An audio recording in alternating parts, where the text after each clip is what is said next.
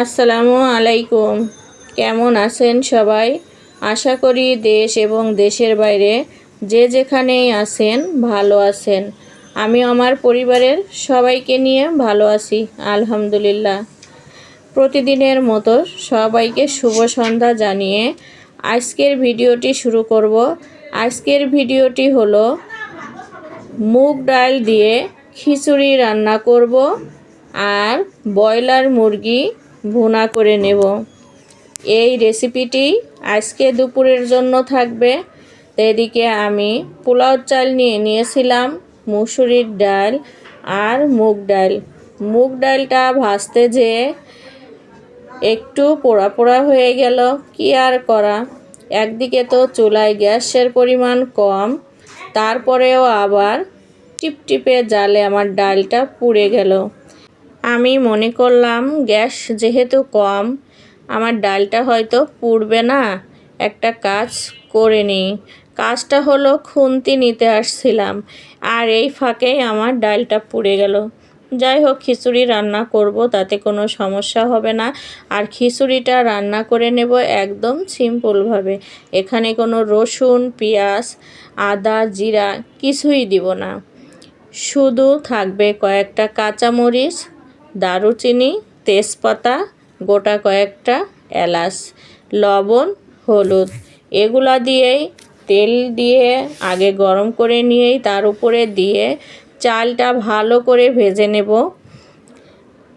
শুধুই যে ঝাল, পেঁয়াজ, মশলা দিয়ে খিচুড়ি রান্না করলেই খেতে ভালো লাগে, বিষয়টা আসলে তা না। এভাবেও আপনারা খিচুড়ি রান্না করে খেয়ে দেখতে পারেন। আসলেই একদম মুগ ডালের যে ফ্লেভারটা এটাই পাওয়া যায়, আর খেতেও দারুণ মজা লাগে।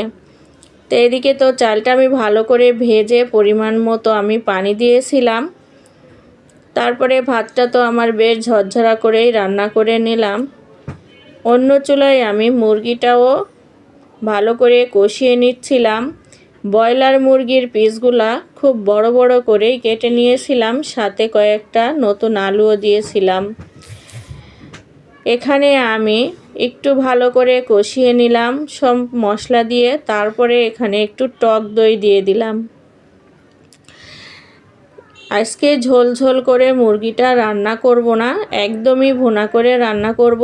তারপরে দিয়ে দিলাম নেড়ে চেড়ে ভালো করে একটু কষিয়ে নিয়ে দিয়ে দিলাম সস। এখানে আমি 2টা সস দিয়েছিলাম। একদম তেল ওঠা থাকবে, ভুনা থাকবে মুরগির মাংসটা। আর এই মুরগির মাংসটা দিয়েই আজকে খিচুড়িটা খেয়ে নেব পরিবারের সবাইকে নিয়ে। যেহেতু প্রচণ্ড শীতের আমেজ, আর এই শীতের সময় কিন্তু খিচুড়ি খেতে বেশ ভালোই লাগে।